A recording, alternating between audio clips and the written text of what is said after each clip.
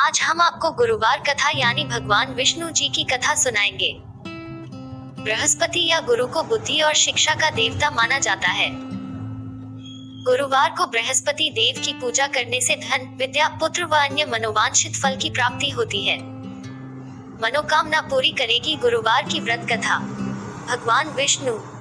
गुरुवार को भगवान बृहस्पति की पूजा का विधान है। इस पूजा से परिवार में सुख शांति रहती है।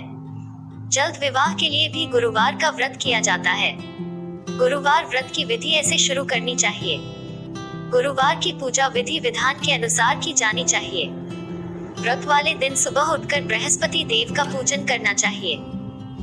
बृहस्पति देव का पूजन पीली वस्तुएं, पीले फूल, चने की दाल, मुनक्का, पीली मिठाई, पीले चावल और हल्दी चढ़ाकर किया जाता है। इस व्रत में केले के पेड़ की का पूजा की जाती है। कथा और पूजन के समय मन, कर्म और वचन से शुद्ध होकर मनोकामना पूर्ति के लिए बृहस्पति देव से प्रार्थना करनी चाहिए। जानिए शाम में क्यों नहीं लगाते झाड़ू। जल में हल्दी डालकर केले के पेड़ पर चढ़ाएं। केले की जड़ में चने की दाल और मुनक्का चढ़ाएं, साथ ही दीपक जलाकर पेड़ की आरती उतारें। दिन में एक समय ही भोजन करें। खाने में चने की दाल या पीली चीजें खाएं, नमक न खाएं, पीले वस्त्र पहने, पीले फलों का इस्तेमाल करें। पूजन के बाद भगवान बृहस्पति की कथा सुननी चाहिए। गुरुवार व्रत की कथा इस प्रकार है और जाने क्या है गुरु पूर्णिमा का महत्व। प्राचीन काल की बात है। किसी राज्य में एक बड़ा प्रतापी और दानी राजा राज करता था। वह प्रत्येक गुरुवार को व्रत रखता एवं भूखे और गरीबों को दान देकर पुण्य प्राप्त करता था, परंतु यह बात उसकी रानी को अच्छी नहीं लगती थी। वह न तो व्रत करती थी, न ही किसी को एक भी पैसा दान में देती थी और राजा को भी ऐसा करने से मना करती थी। एक समय की बात है, राजा शिकार खेलने के लिए वन चले गए थे। घर पर रानी और दासी थी। उसी समय गुरु बृहस्पति देव साधु का रूप धारण कर राजा के दरवाजे पर भिक्षा मांगने आए। साधु ने जब रानी से भिक्षा मांगी तो वह कहने लगी, हे साधु महाराज, मैं इस दान और पुण्य से तंग आ गई हूँ। आप कोई ऐसा उपाय बताएं जिससे कि सारा धन नष्ट हो जाए और मैं आराम से रह सकूं।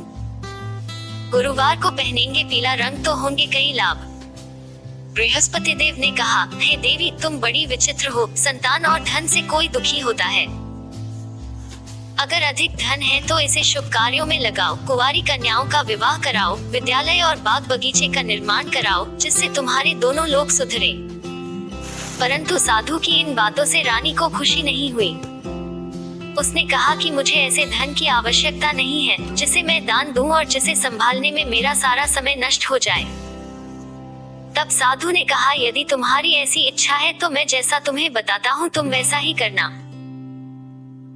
गुरुवार के दिन तुम घर को गोबर से लीपना, अपने केशों को पीली मिट्टी से धोना, केशों को धोते समय स्नान करना, राजा से हजामत बनाने को कहना, भोजन में मांस मदिरा खाना, कपड़ा धोबी के यहाँ धुलने डालना। इस प्रकार 7 बृहस्पतिवार करने से तुम्हारा समस्त धन नष्ट हो जाएगा। इतना कहकर साधु रूपी बृहस्पति देव अंतर्ध्यान हो गए। साधु के अनुसार कही बातों को पूरा करते हुए रानी को केवल 3 बृहस्पतिवार ही बीते थे कि उसकी समस्त धन संपत्ति नष्ट हो गई। भोजन के लिए राजा का परिवार तरसने लगा। तब एक दिन राजा ने रानी से बोला कि हे रानी, तुम यहीं रहो, मैं दूसरे देश को जाता हूँ, क्योंकि यहाँ पर सभी लोग मुझे जानते हैं, इसलिए मैं कोई छोटा कार्य नहीं कर सकता। ऐसा कहकर राजा परदेश चला गया। वहाँ वह जंगल से लकड़ी काट कर लाता और शहर में बेचता। इस तरह वह अपना जीवन व्यतीत करने लगा। इधर राजा के परदेश जाते ही रानी और दासी दुखी रहने लगी। एक बार जब रानी और दासी को 7 दिन तक बिना भोजन के रहना पड़ा तो रानी ने अपनी दासी से कहा, हे दासी, पास ही के नगर में मेरी बहन रहती है। वह बड़ी धनवान है। तू उसके पास जा और कुछ ले आ, ताकि थोड़ी बहुत गुजर बसर हो जाए। दासी रानी की बहन के पास गई। उस दिन गुरुवार था और रानी की बहन उस समय बृहस्पतिवार व्रत की कथा सुन रही थी। दासी ने रानी की बहन को अपनी रानी का संदेश दिया, लेकिन रानी की बड़ी बहन ने कोई उत्तर नहीं दिया। जब दासी को रानी की बहन से कोई उत्तर नहीं मिला तो वह बहुत दुखी हुई और उसे क्रोध भी आया। दासी ने वापस आकर रानी को सारी बात बता दी। सुनकर रानी ने अपने भाग्य को कोसा। उधर रानी की बहन ने सोचा कि मेरी बहन की दासी आई थी, परंतु मैं उससे नहीं बोली, इससे वह बहुत दुखी हुई होगी।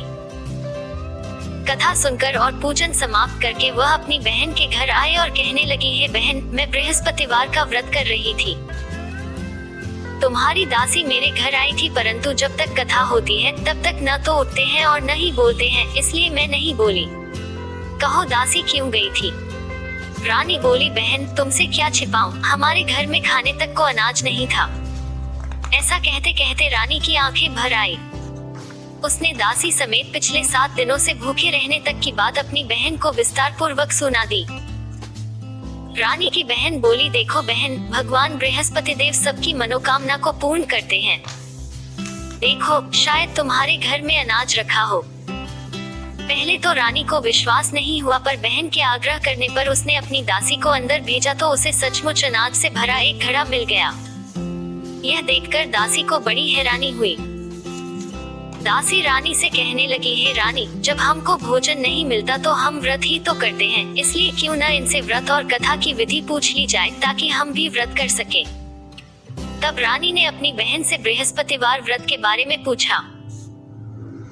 उसकी बहन ने बताया, बृहस्पतिवार के व्रत में चने की दाल और मुनक्का से विष्णु भगवान का केले की जड़ में पूजन करें तथा दीपक जलाएं, व्रत कथा सुने और पीला भोजन ही करें।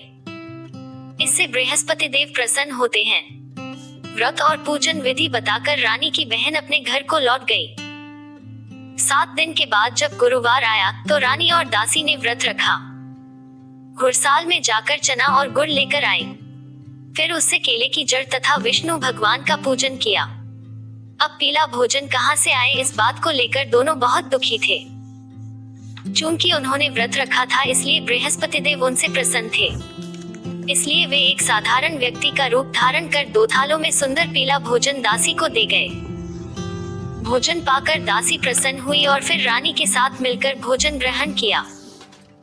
उसके बाद वे सभी गुरुवार को व्रत और पूजन करने लगी। बृहस्पति भगवान की कृपा से उनके पास फिर से धन संपत्ति आ गई, परंतु रानी फिर से पहले की तरह आलस्य करने लगी।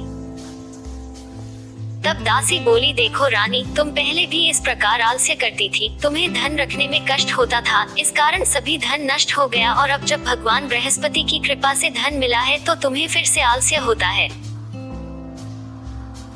रानी को समझाते हुए दासी कहती है कि बड़ी मुसीबतों के बाद हमने यह धन पाया है, इसलिए हमें दान पुण्य करना चाहिए, भूखे मनुष्यों को भोजन कराना चाहिए और धन को शुभ कार्यों में खर्च करना चाहिए, जिससे तुम्हारे कुल का यश बढ़ेगा, स्वर्ग की प्राप्ति होगी और पितृ प्रसन्न होंगे।